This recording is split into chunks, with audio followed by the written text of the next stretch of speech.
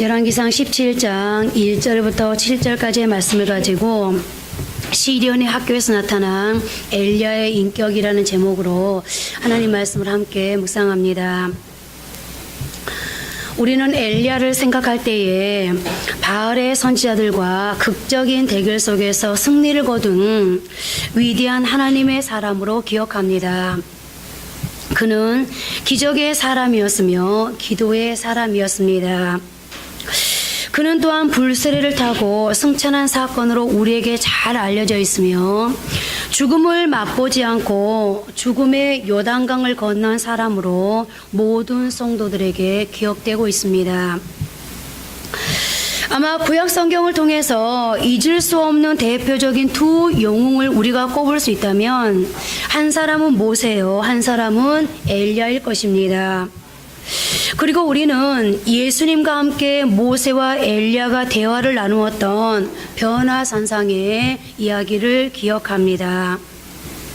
그러나 무엇보다 중요한 것은 이스라엘의 역사 가운데 가장 어두운 시대에 등장한 인물이 바로 이 엘리야이기도 하다는 것입니다. 이스라엘은 우상 숭배와 불신앙으로 말미암아 하나님으로부터 떠나가고 있었고 하나님을 아는 지식이 팔레스타인의 모든 지역에서 점점 고갈되어 가고 있었던 바로 이러한 어둠과 부패 속에서 하나님은 한 사람을 일으켜 세우셨는데 그가 바로 엘리야입니다.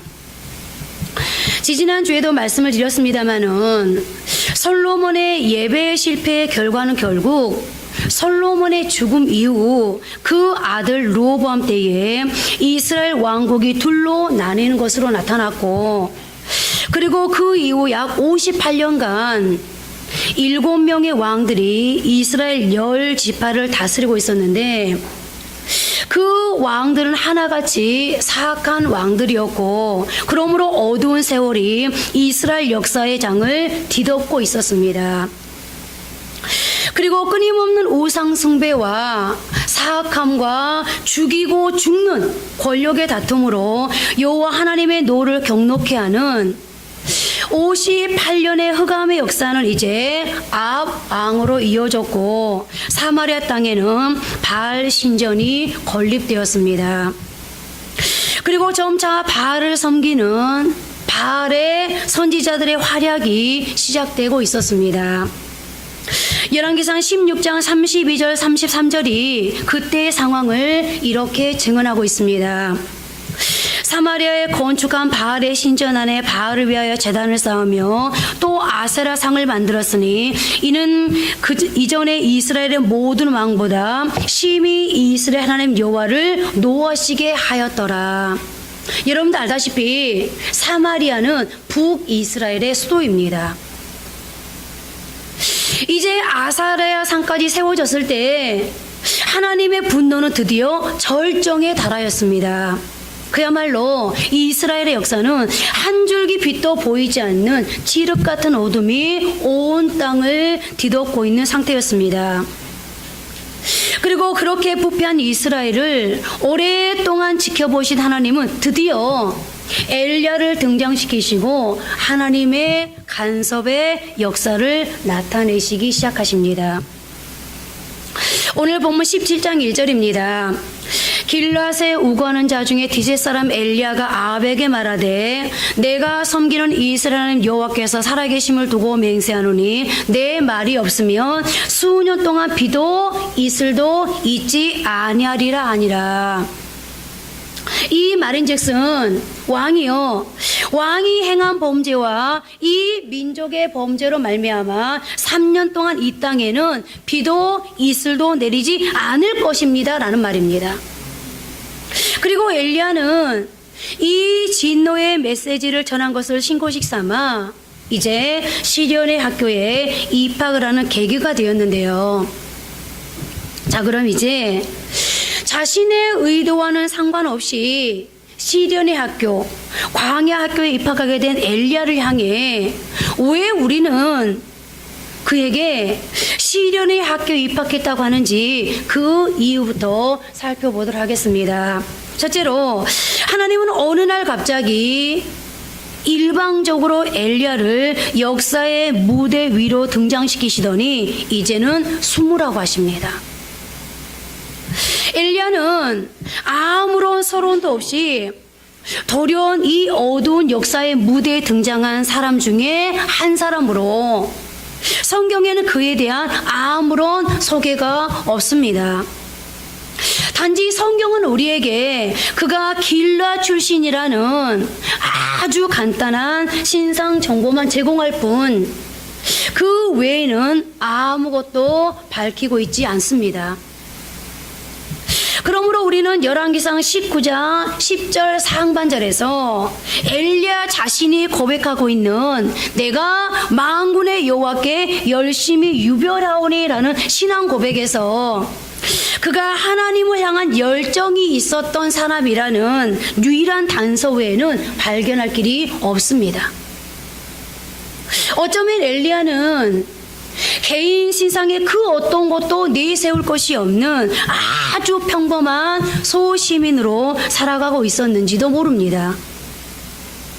그러나 한 가지, 그가 하나님을 향한 신앙만큼은 하나님의 눈에 숨길 수 없는, 하나님을 위해서 목숨을 내놓을 수 있는 그런 사람이었다는 것은 분명한 것 같습니다. 아니 어쩌면 엘리야는 하나님이 아닌 우상이 세워지는 세상을 보면서 마음속에 의로운 분노를 느끼고 있었던 사람이었는지도 모르겠습니다. 그러나 아무리 그렇다 할지라도 어느 날 갑자기 자신에게 찾아와 명령하시는 하나님의 말씀에 자신의 전부를 순종하기란 결코 쉽지만은 않았을 것입니다. 더군다나 아합 왕이 다스리는 그 사회 형편을 누구보다 잘 알고 있는 그로서는 고향집을 떠나야 하는 결단을 하기란 그리 쉽지는 않았을 것입니다. 야고보서 기자는 그런 엘리야를 우리에게 야고보서 5장 19절에서 엘리야는 우리와 성정이 같은 사람이로되라고 증언하고 있습니다. 그도 우리처럼 그 시대, 그때의 상황을 통해 자칫 잘못하다가는 죽을 수 있다는 것을 너무나도 잘 알고 있었을 것입니다. 그러나 그럼에도 하나님의 명령이니 용기를 내어 순종했습니다. 그러면 이제 하나님께서 엘리야에게 상을 내려야 하지 않겠습니까? 그런데 역사의 무대 위에 등장해서 아합 왕에게 경고의 메시지를 전하라고 하실 때는 언제고 이제는 숨으라고 하신단 말입니까? 아니 아무리 아합이 무섭고 아합이 엘리야를 죽이겠다고 한다 한들 천지를 창조하신 하나님께서 아합 한 사람 어떻게 못해서 지금 엘리야에게 숨으라고 말씀하시는 겁니까? 여러분, 의로운 분노로 가득한 엘리야에게 나아가 경고하는 것과 숨는 것 중 어느 것이 더 순종하기 어려울까요? 왕에게 나아가 경고하는 것은 위험한 일이긴 하지만 의로운 분노를 품고 있는 사람으로서는 어쩌면 기쁜 일일 수도 있을 것입니다. 왜냐하면 사람들에게는 본능적으로 영웅 심리가 다 있기 때문입니다.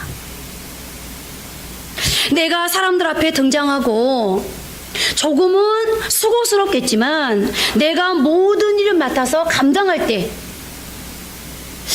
그리고 비록 소수할지라도 사람들에게 칭찬받는 그런 일을 할 때는 그리 어렵지 않습니다. 그러나 주께서 숨으라, 지금은 잠잠해야 할 때다 라고 말씀하실 때 우리는 어떻게 반응할 수 있을까요? 오늘 하나님께서 가타부타 말씀하지 아니하시고 왜 숨어야 되는지 그 이유도 말씀하지 아니하시고 하나님께서 엘리야에게 숨으라고 명령하십니다. 자, 그래서 이제 그는 어디로 가게 됩니까? 두 번째로 그릿 시냇가로 가게 됩니다. 오늘 본문 3절 말씀을 보십시오. 너는 여기서 떠나 동쪽으로 가서 요단 앞 그릿 시냇가에 숨고. 아니, 이왕에 하나님이 엘리야에게 숨으라고 했으면 좀 넉넉한 곳으로 인도하신 시내가 뭡니까? 물론 이 시내에서 엘리야는 까마귀를 통해서 먹이를 제공받는 하나님의 놀라운 은혜의 기적을 체험하긴 했습니다. 그런데 문제는 이제 일어납니다. 오늘 보면 7절 말씀을 보십시오. 땅에 비가 내리지 아니하므로 얼마 후에 그 시내가 마르니라. 얼마 가지 않아 그 시냇물이 말라버리고 말았습니다. 엘리야의 인생에도 인생 흉년, 인생 기근이 찾아오고야 말았습니다. 그야말로 먹고 마시는 것을 걱정해야 하는, 자족을 훈련하는 커리큘럼이 시작된 것입니다. 그리고 이 기근은 이제 어디로 인도받게 됩니까? 세 번째로 사르밧 가부 집으로의 인도입니다. 열왕기상 17장 9절입니다. 너는 일어나 시돈에 속한 사르밧으로 가서 거기 머물라. 내가 그곳 과부에게 명령하여 내게 음식을 주게 하였느니라. 여러분들이 아주 잘 아는 이야기가 기록되어 있죠. 하나님께서 지금 뭐라고 하셨습니까? 내가 그곳 과부에게 명령하여 내게 음식을 주게 하였느니라. 자, 생각해 보세요. 이왕에 보내실 거면 그리 시냇가에 보내셔서 물이 마르는 그런 상황을 하나님께서 허락하셨다면 이제쯤은 이왕 보내실 거면 부잣집으로 보내주시지 왜 하필이면 가부집입니까? 엘리야는 남자입니다. 자칫하면 구설수에 오르내릴 수도 있는데, 그것도 여러분 아시다시피 이 과부는 엘리야가 먹을 것을 요구했을 때 뭐라고 대답할 정도의 형편을 가진 사람이었습니까? 12절을 보십시오. 그가 이르되 당신 하나님 여호와께서 살아계심을 두고 맹세하노니 나는 떡이 없고 다만 통에 가루 한 움큼과 병에 기름 조금뿐이라. 내가 나뭇가지 둘을 주워다가 나와 내 아들을 위하여 음식을 만들어 먹고 그 후에는 죽으리라. 이게 말이 됩니까? 마지막 한 끼 식사만 가지고 있는, 그것도 먹고 죽겠다고 말하는 이 가난한 사람에게 보내다니요. 물론 엘리야가 이 한 끼 식사를 먼저 먹고 그 가정에 마르지 않는 복을 주시긴 했습니다만, 이 가정에 이 사건 이후에 또 어떤 일이 벌어집니까? 함께 먹고 죽겠다고 했던 하나밖에 없는 이 아들이 죽게 되는 사건이 일어납니다. 더군다나 이곳은 자신을 죽이겠다고 찾고 있는 이세벨의 고향입니다. 그렇다면 하나님은 엘리야에게 왜 이런 난처한 상황을 허락하시는 걸까요? 왜 하나님은 꼭 이렇게 엘리야를 시련의 학교, 광야 학교로 이끄셔야만 하셨을까요?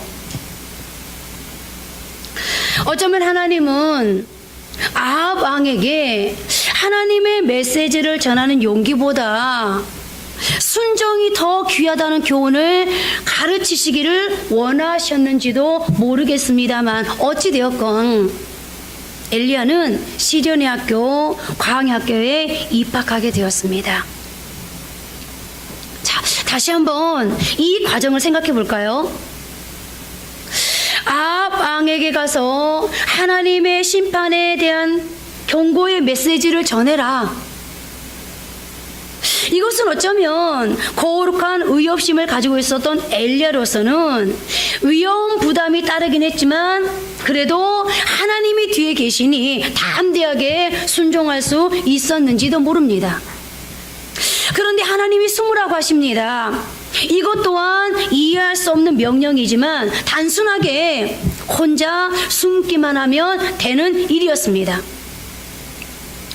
그러나 이제 그리 시내가에서는 육적인 것이 아니라 정신적인 외로움을 견뎌내야 합니다.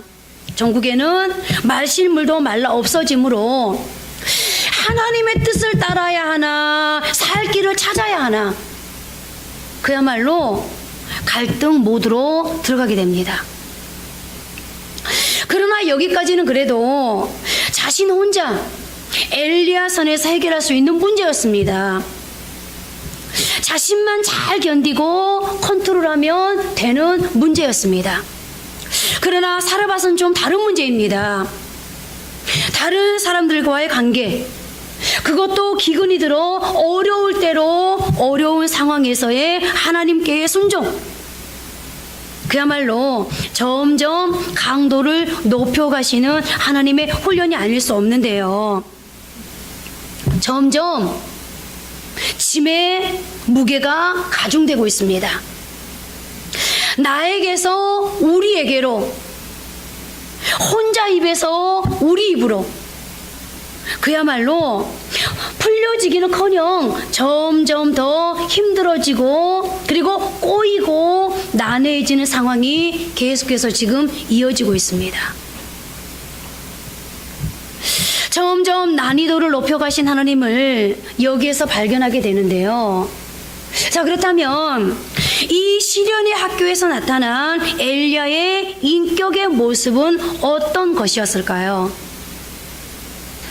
여러분들이 이 상황 되어지면 여러분들은 과연 하나님 앞에 어떤 인격을 나타내 보일 수 있을까요?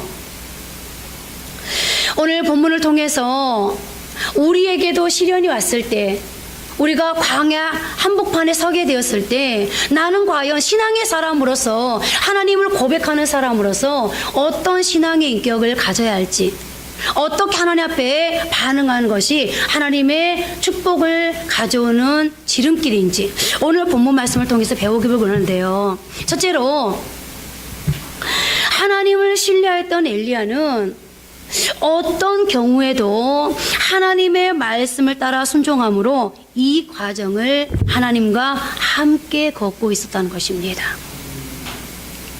다시 말씀드리면 어떤 경우, 어떤 상황에도 하나님의 지시가 있을 때까지는 행동하지 않았다는 것입니다.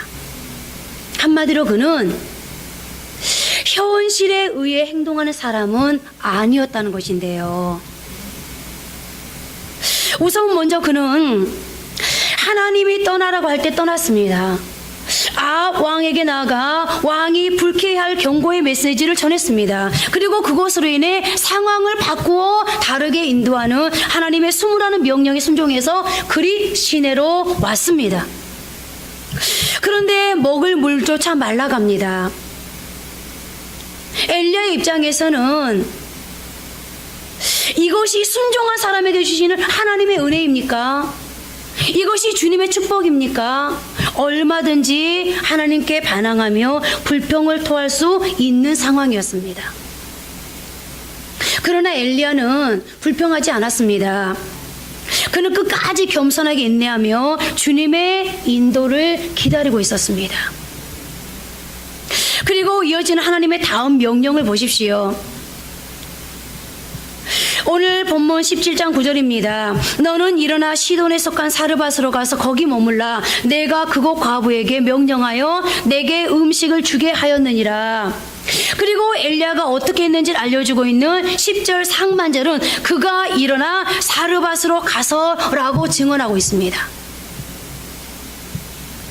그리 시내가에서 사르밧까지는 약 120km 정도의 사막이 펼쳐져 있다고 합니다. 햇볕이 뜨겁게 내리쬐는 이 사막의 거리를 물도 마시지 못해 기갈 상태에 놓여 있는 엘리야가 어떻게 통과할 수 있습니까? 그는 다음과 같이 말할 수도 있었습니다. 하나님, 피곤하고 지친 저를 왜 이런 곳으로 가게 하십니까? 여러분, 하나님이 때로 우리에게 이런 상황을 주실 때가 있죠. 인생사로 지치고 피곤한 나에게, 정말 쉬고 싶은 나에게, 인생의 기근으로 목마른 나에게 내가 도저히 감당할 수 없는 요구를 해오실 때가 있습니다. 그리고 그럴 때 우리는 말합니다. 주님, 정말 피곤합니다. 내가 지쳤습니다. 여기에서 포기하고 싶습니다. 그런데 오늘 엘리야는 묵묵히 주님 명령을 따랐습니다. 아니, 어쩌면 엘리야는 자신에게 주신 하나님의 이 말씀, 내가 그곳 과부에게 명령하여 내게 음식을 주게 하였느니라, 나는 이 말씀을 생각하면서, 그동안은 까마귀를 통해서 먹이신 하나님께서 이제 부유한 과부를 택하셔서 나그를 먹이시려나 보다, 기대하는 마음으로 떠났는지도 모릅니다. 외로웠을 그가 사람의 따뜻한 손으로 제공되는 음식을 얼마나 먹고 싶었겠습니까? 얼마나 사람과의 만남이 그리웠겠습니까? 어쩌면 하나님께서도 엘리야의 이런 상황을 세밀히 검토하셨을지도 모릅니다. 그러나 10절 이하 12절까지의 말씀을 보면 하나님이 엘리야를 인도하신 것은 죽기 직전에 있는 병의 마지막 조금 남은 기름 몇 방울과 가루 한 움큼만 가진 과부를 만나게 하셨습니다. 더군다나 이 과부는 이스라엘 사람도 아닌 시돈 사람, 이방인이었고, 무엇보다 이 시돈은 자신을 죽이겠다고 혈안이 되어 찾고 있는 대적 이세벨의 고향이었습니다. 우리로서는 도저히 이해할 수 없는, 얼른 납득이 가지 않는 이 하나님의 방법, 상식적이지 않는 하나님, 어떻게 하나님이 이러실 수 있습니까? 순종했는데 어떻게 상황을 이렇게 몰고 가신단 말입니까? 하나님은 하나님의 역사를 꼭 이런 식으로 인도할 수밖에 없다는 것입니까? 여러분들 그럴 때 있죠. 하나님 꼭 이렇게 하셔야만 합니까? 꼭 이것만이 하나님의 방법이었습니까? 꼭 이 길만이 그렇게 하나님이 원하시는 길이었습니까? 겉으로 보기에 엘리야 형편이 조금씩 나아지는 것 같았지만 실상은 그렇지 못했습니다. 숨으라, 그리 시냇가로 가라, 사르밧으로 가라. 수업의 지경을 점점 넓혀가신 하나님이 보이지 않습니까? 우리 다시 10절 11절 말씀을 보십시오. 그는 하나님의 말씀으로 사르밧으로 갔고 과부를 만나라고 말씀하시니 만났습니다. 그리고 그 과부의 가난함을 목격하고, 아이고, 내가 잘못 왔구나. 내가 여기서 어떻게 살 수 있겠어. 먹을 것은 고사하고 이세벨에게 잡히면 죽을 수도 있어 라고 생각하면서 그 상황에서 도망하지 않았습니다. 오히려 과부에게 다가가 하나님의 일하심의 섭리를 함께 순종해 가고 있었습니다. 그렇습니다. 그에게는 상황을 뛰어넘는 순종이 있었습니다. 떠나라 할 때도 그랬고, 숨으라 할 때도 그랬고, 그리 시냇가에 물이 말아 버렸을 때도 그랬고, 사르밧으로 가라 했는데 예기치 않았던 실망의 상황을 만났을 때도 그랬고, 그는 그때마다 자신의 결단을 앞세워 행동하지 않았습니다. 하나님의 분명한 지시가 있을 때까지 결코 자신의 선택에 의해서 움직이지 않았습니다. 그러나 마침내 하나님의 말씀이 임했을 때 그는 아주 민감하게 지체 없이 즉각적으로 행동을 개시하는 순종의 사람이었습니다. 그리고 바로 이것이 모든 시대의 그리스도인들의 삶의 특성입니다. 성숙한 신앙의 사람일수록 하나님의 때를 기다립니다. 주께서 말씀하시는 대로, 감동 주시는 대로만 행동합니다. 그리고 그렇게 움직입니다. 주님의 말씀이 없으면, 그리고 자기 행동이 하나님의 뜻이라는 확신이 없을 때는 결코 움직이지 않고 끝까지 하나님의 뜻을 찾습니다. 그러나 하나님의 뜻이라는 확신이 생기면 그때는 하나님의 일하심을 믿고 즉각적으로 행동 개시할 수 있습니다. 그리고 바로 그것이 그 옛날 모세를 필두로 한 이스라엘 백성들의 모습이었습니다. 광야에 생존하는 이스라엘 백성들은 하나님께서 그들을 인도하기 위해서 보내주셨던 구름이 진행할 때 그들도 움직였고, 구름이 머무는 곳에서 그들도 머물렀습니다. 하나님의 인도와 이스라엘 백성들의 보조가 발 맞추어진 그 한 걸음 한 걸음은 참으로 신앙의 걸음이었고 참으로 아름다운 광경이 아닐 수 없습니다. 여러분들 그 광경을 한번 상상해 보세요. 하나님과 백성들이 너무너무 좋은 파트너가 되어서 하나님이 원하고 이스라엘 백성들이 원하는 그 목적지, 그 목표를 향해서 함께 가고 있다고 생각해 보세요. 그 그림을 한번 상상해 보세요. 얼마나 아름답고 멋있는 그림인지, 얼마나 통쾌한 그림인지. 민수기 9장 18절부터 23절 말씀 우리가 함께 합독해 볼까요? 좀 길긴 합니다만 함께 합독하면서 여호와의 명령을 따라, 이 말씀이 몇 번 나오는지 한번 손으로 헤아리면서 함께 합독해 보겠습니다. 이스라엘 자손이 여호와의 명령을 따라 행진하였고 여호와의 명령을 따라 진을 쳤으며 구름이 성막 위에 머무는 동안에는 그들이 진영에 머물렀고 구름이 성막 위에 머무는 날이 오래일 때에는 이스라엘 자손이 여호와의 명령을 지켜 행진하지 아니하였으며 혹시 구름이 성막 위에 머무는 날이 적을 때에도 그들이 다만 여호와의 명령을 따라 진영에 머물고 여호와의 명령을 따라 행진하였으며 혹시 구름이 저녁부터 아침까지 있다가 아침에 그 구름이 떠오를 때에는 그들이 행진하였고 구름이 밤낮 있다가 떠오르면 곧 행진하였으며 이틀이든지 한 달이든지 1년이든지 구름이 성막 위에 머물러 있을 동안에는 이스라엘 자손이 진영에 머물고 행진하지 아니하다가 떠오르면 행진하였으니 곧 그들이 여호와의 명령을 따라 진을 치며 여호와의 명령을 따라 행진하고 또 모세를 통하여 이르신 여호와의 명령을 따라 여호와의 직임을 지켰더라. 몇 번 나오죠? 예? 예, 8번 나오죠. 이 짧은 구절 안에 계속해서 강조하고 있는 이 한 단어를 보십시오. 여호와의 명령을 따라. 저는 민수기 9장을 여호와의 명령을 따라 행하는 위대한 장이라고 일컫고 싶습니다.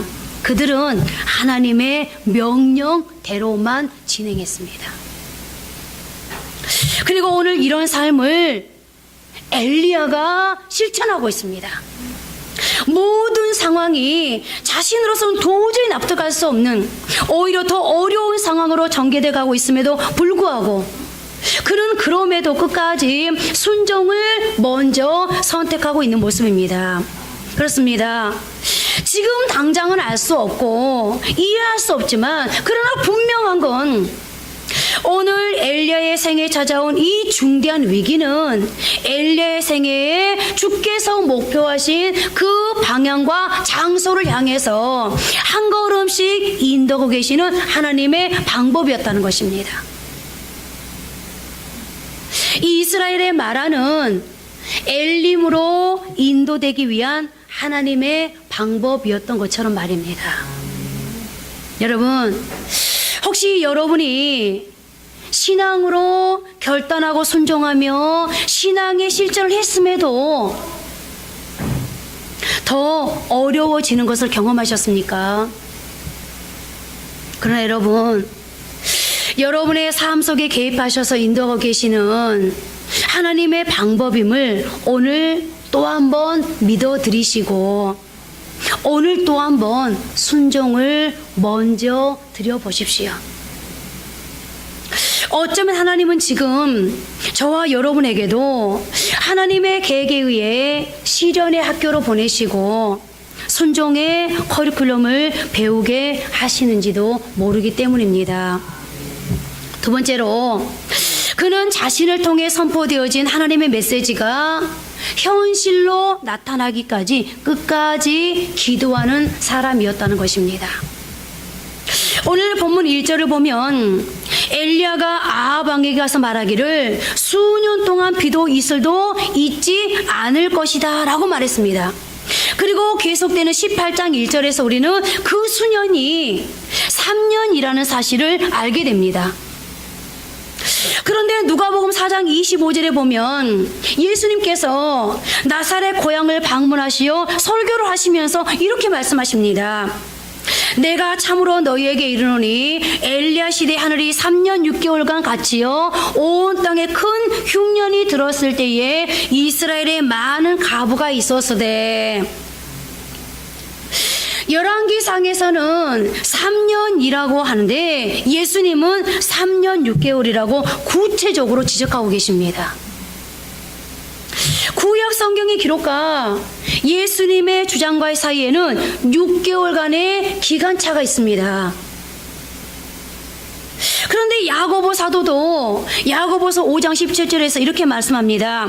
엘리야는 우리와 성정이 같은 사람이로되 그가 비 오지 않기를 기도한 즉 3년 6개월 동안 비가 오지 아니하고, 야고보 사도도 3년 6개월이라고 주장하고 있는데요. 이 구약 성경과 신약의 시간차를 놓고 성경학자들은 이렇게 해석합니다. 이스라엘 땅에 기근이 시작된 지 6개월이 되었을 때 엘리야가 아합 왕에게로 나아갔을 것이다 라고 말입니다. 그리고 하나님은 엘리야가 아합 왕에게 나아가기 6개월 전부터 기도로 교제하시면서 훈련시키셨을 것이다 라고 말입니다.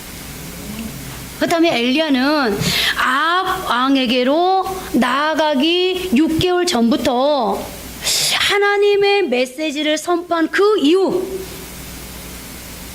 계속해서 3년 6개월을 기도했다는 것인데요. 그런데 조금 전에 우리가 보았던 야고보서 5장 17절이 어떻게 엘리야에 대해서 증언하고 있는 것을 보십시오. 우선 그는 우리와 성정이 같은 사람이라고 했습니다. 여러분, 제가 이 말을 강조하는 것은요, 아무리 믿음이 있다고 해도 기도로 잘 훈련된 사람이 할지라도요 3년 6개월을 쉬지 않고 계속 기도를 끊임없이 유지해 간다는 건 사실 쉬운 일이 아니에요. 그래서 오늘 야고보 사도는 우리에게 엘리야를 소개하면서 우리와 성정이 같은 사람이라되 이 말을 지금 전제하고 있는 거예요. 우리와 성정이 같은 사람이로되, 그리고 그 다음 보십시오. 그가 비 오지 않기를 그것도 간절히 기도했다고 했습니다. 여러분 한번 생각해 보세요. 아합 왕에게 나가기 전에는 이제 뭘 해야 되죠? 아합을 만나러 가야 되니까 기도했다고 칩시다. 왜요? 두려우니까. 그런데 아합을 만나서 하나님의 메시지를 전했습니다.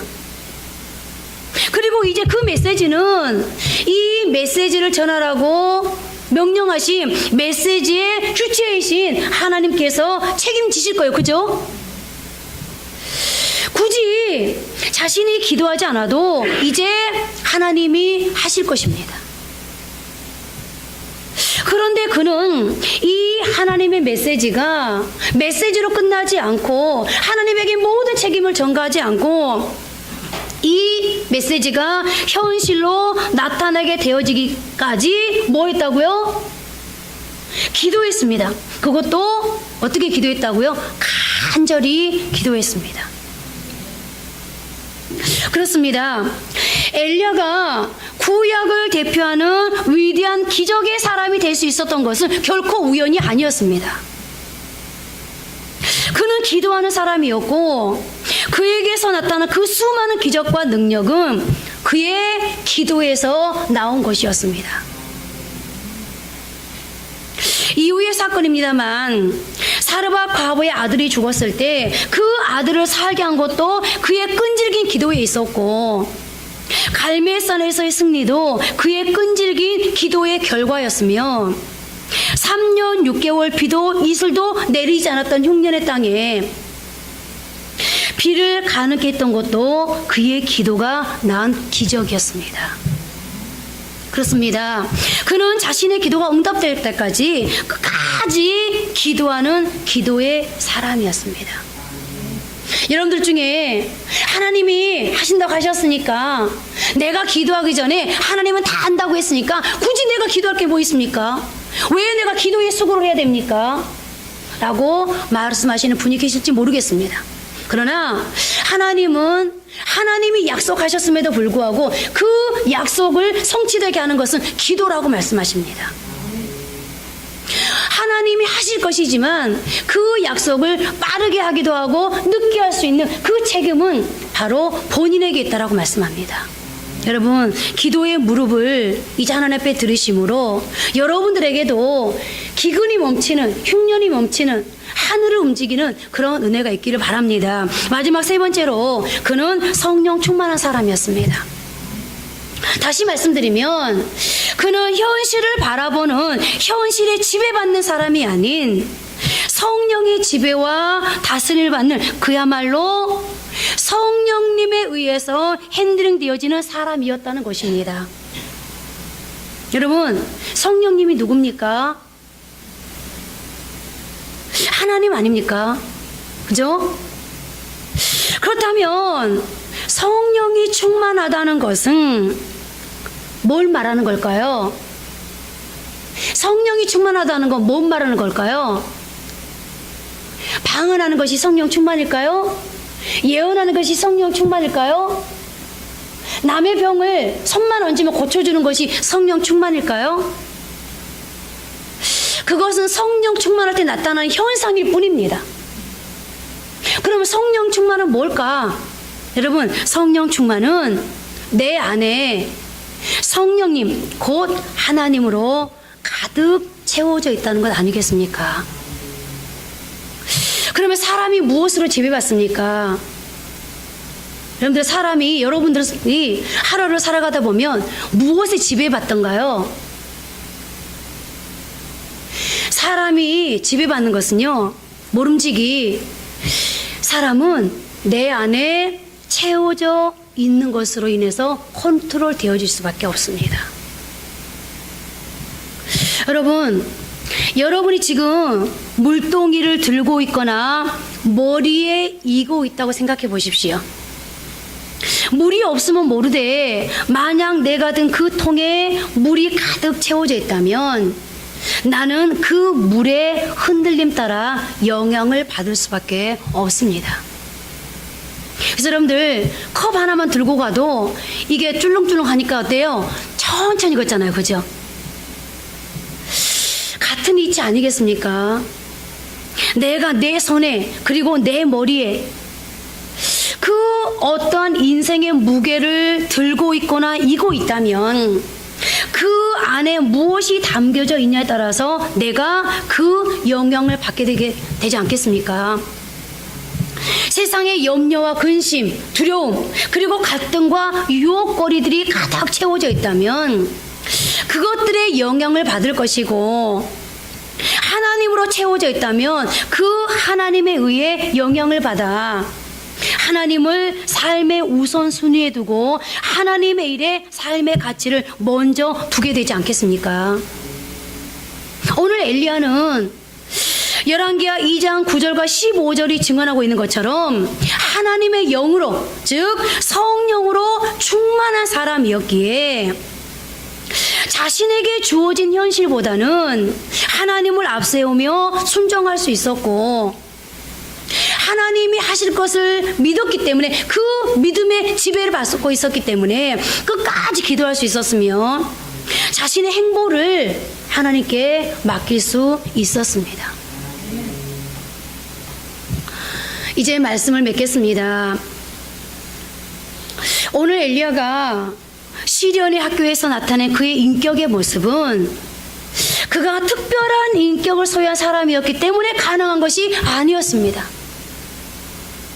야고보 사도가 밝히고 있는 것처럼 그도 우리와 성향이 같은 사람으로서 그도 두려워할 줄 아는 사람이었고, 그도 자신이 하고 싶은 대로 쉽게 결정할 수 있는 사람이었고, 그도 도망갈 수 있는 사람이었으며, 그도 편안하게 살고 싶은 사람이었습니다. 그러나 자신의 결합된 삶의 현장인 이 시련의 학교, 광야 학교에서 그는 신앙으로 반응했습니다. 혹시 여러분이 이렇게 말씀하실지도 모르겠습니다. 맨날 성경은 우리에게 고리타분하게 순종해라, 기도해라, 기다려라, 하나님을 앞세워라 라고 한다고 말입니다. 그리고 그렇게 순종하고 기도해서 된 게 뭐가 있냐고, 오늘의 이 꼬라지, 이 결과가 도대체 뭐냐고 말입니다. 그러나 여러분, 알아야 할 게 있습니다. 우리는 하나님의 사람들입니다. 여러분들, 하나님의 사람들인 거 인정하십니까? 하나님 앞에 하나님, 나는 하나님의 사람입니다 고백할 수 있으시겠습니까? 그럼 분명히 알 게 있습니다. 알아야 합니다. 하나님의 사람들의 삶의 문제를 푸는 공식은 오직 하나님께만 있습니다. 그리고 그 하나님이 모든 신앙인들에게 프로그램 해 놓으신 것을 가능케 하는 하나님의 공식은 말씀에 대한 순종과 응답될 때까지 기도하는 것과 하나님을 앞세우며 동행하는 것, 오직 그것밖에는 없습니다. 오늘 엘리야를 보십시오. 그가 하나님의 공식대로 자신에게 주어진 삶의 현장을 섬겼더니 어떤 결과가 있었습니까? 여러분들, 17장과 17장은요 완전히 반전된 상황을 기록하고 있습니다. 그야말로 엘리야의 인생 역전을 17장과 18장이 아주 대비해서 기록하고 있는데요, 계속되는 18장에서 하나님은 이제 그 시대의 실세인 오바댜를 통해서 그를 먹이면서 이세벨의 손에서 그를 지키십니다. 기름 조금, 가루 조금 있던 과부 손에서 하나님께서 엘리야를, 그것도 어려운 가운데, 외로운 가운데 먹이시더니 이제 하나님께서 국내 대신이었던 오바댜를 통해서 먹이면서 함께 먹고 함께 자고 함께 공유할 수 있는 수많은 사람들을 함께 붙여주셨습니까? 그리고 갈멜산에서는 이세벨의 상에서 먹는 바알의 선지자 450과 아세라의 선지자 400명과의 싸움에서 영적 승리를 거두게 하시고, 이스라엘 땅을 다스리고 있던 가뭄의 역사를 끝내고 비가 내리게 하는 기적의 주인공이 되었습니다. 그리고 그는 인류 역사에 죽음을 보지 않고 하늘로 부름을 받은 역사적인 존재가 되었습니다. 무엇보다 그는 모든 인생이 반드시 거쳐야만 하는 시련의 학교, 인생 광야 학교를 졸업하게 되었습니다. 여러분, 오늘 우리에게도 시련이 있을 수 있습니다. 광해 한복판에 서 있는 것 같은 그런 느낌을 받을 수 있습니다. 상황이 점점 더 어려워지는 것 같은, 꼬이는 것 같은 그런 순간을 만날 때가 있습니다. 그러나 그 순간이 하나님께서 우리에게 주신 시련의 학교였다면 여러분, 학교는 반드시 졸업하게 되어 있습니다. 그리고 그 시련 학교에서 배워진 것들은 반드시 삶의 현장에서 하나님께서 좋은 결과로 우리에게 보답해 주신다는 겁니다. 오늘 우리에게도 시련의 학교를 졸업하게 되는 이 축복의 역사가 있기를 주님의 이름으로 축복합니다. 우리 하나님은 실수하지 않으신다는 찬양하고 한번 기도하겠습니다.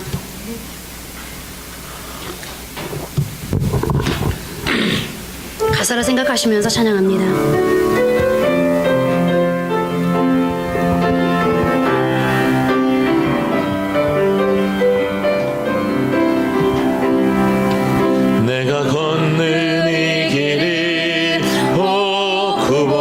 수가 있어도 내 심장이 울렁이고 가슴 아파도 내 마음 속으로 여전히 기뻐하는 까닭은 하나님은 실수하지 않으심일세.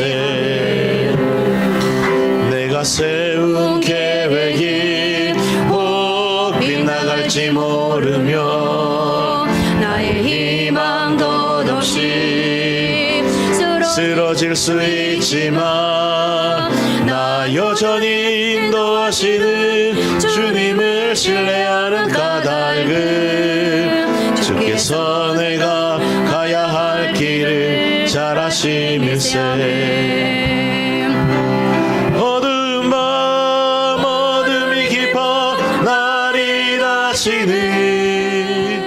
밝지 않을 것 같아 보여도 내 신앙 부여잡고 주님께 모든 것 맡기리니 하나님을 내가 믿음일세. 지금은 내가 볼 수 없는 건 너무 많아서 너무 멀리 가물가물 어른거려도 분명히 여호라 나 두려워하니 아리 만사를 주님께 내어 맡기리. 차츰차츰 안개는 거치고 하나님 지으신 빛이 두렵지 보이리라. 가는 길이 온통 어둡게만 보여도 하나님은 실수하지 않으신다네. 어두운 밤 어둠이 깊어 어두운 밤 어둠이 깊어 날이 다시는 밝지 않을 것 같아 보여도 내 신앙 부여잡고 주님께 모든 것 맡기리니 하나님을 내가 믿음일세. 지금은 내가 볼 수 없는 것 지금은 내가 볼 수 없는 건 너무 많아서 너무 멀리 가물가물 걸음거려도 분명히 여호라 나 두려워하니 아리 만사를 주님께 내어 맡기니. 차츰차츰 안개는 거치고 하나님 지으신 빛이 두렵지 보이리라.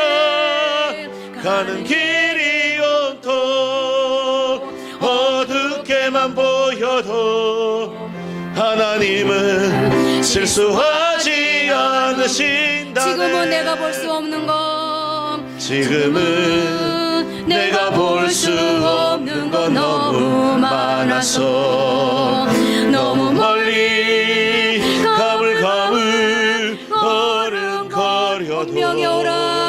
분명히 여호라 나 두려워하니 만사를 주님께 내어 맡기리 차츰차츰 안개는 거치고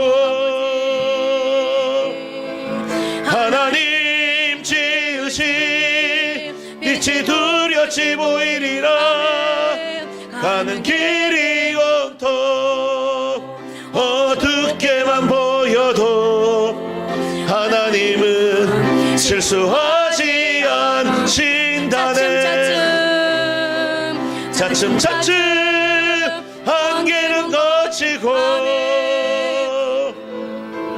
하나님 지으신 빛이 두렵지 보이리라 가는 길이 온통 어둡게만 보여도 하나님은 실수하지 않으신다네.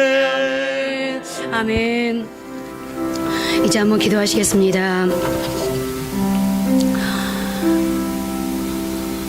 오늘 나의 시련은 어쩌면 저와 여러분 모두가 주님의 십자가에 동참하고 있는 것인지도 모릅니다. 그렇다면 여러분, 오늘 나의 이 시련과 연단 하나님의 은혜 아니겠습니까? 적어도 여러분이 주님을 주인으로 고백하신다면 우리도 양심은 좀 있어야 되잖아요. 주님이 십자가를 지셨기 때문에 내가 구원받았다고 믿는다면 우리가 조금은 그래도 주님의 십자가에 동참해야 되지 않겠습니까? 주님은 광야학교에서 40일 금식기도 하시는 것으로 본격적인 인생 사역을 시작하셨습니다. 그리고 십자가로 마무리하셨습니다. 그래도 주님이 우리에게 40일 금식하라고 하진 않지 않습니까? 오히려 아무것도 없는 나에게 마지막인 십자가를 지라지 않습니까? 그리고 말씀합니다. 너에게 십자가가 버겁니? 힘드니? 죽을 것 같니? 그리고 포기하고 싶니? 그러나 너의 그 십자가는 이제 내일 부활로 이어질 것이다 라고 말씀합니다. 여러분,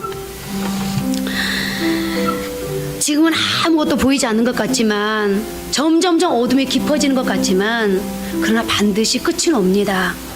오늘 차츰차츰 안개는 거치고 하나님 지으신 빛이 뚜렷이 보이리라.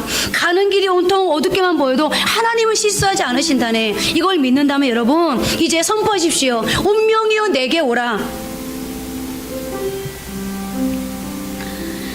내가 반드시 승리하고야 말리라. 나는 두려워하지 아니하리라. 왜? 내 뒤에 하나님이 계시기 때문에 나는 반드시 승리할 것이다. 오늘 여러분 그 신앙을 가지고 한번 하나님 앞에 기도했으면 좋겠습니다. 여러분의 신앙학교에서 여러분 어떤 반응을 보이면서 공부 못해 난 대학 못 가 난 그냥 여기서 주저앉을 거야. 여러분 그렇게 지금 하나님 앞에 때를 쓰고 계십니까? 불평불만하고 계십니까? 좌절하고 계십니까? 아직도 머뭇 어떻게 해야 될지. 하나님 내가 이 자리에서 어떻게 할까요? 살 길 찾아갈까요? 하나님의 뜻을 찾아야 될까요? 라고 아직도 머뭇하고 계십니까? 여러분 하나님이 여러분들에게 말씀하셨다면 순종하시고 하나님께서 아직도 말씀하지 않았다면 하나님의 뜻을 찾으시고 이제 끝까지 기도하시고 그리고 기다려보시고 하나님 앞에 성령 충만함으로 하나님을 먼저 고백하는 삶을 살아보십시오. 그럼 하나님께서 분명히 오늘 엘리야가 일했던 것처럼 저와 여러분들 일하실 건데요. 이 믿음을 달라고 오늘 엘리야가 가져왔던 이 결과를 인생 결론을 나에게도 달라고 한번 기도하시겠습니다.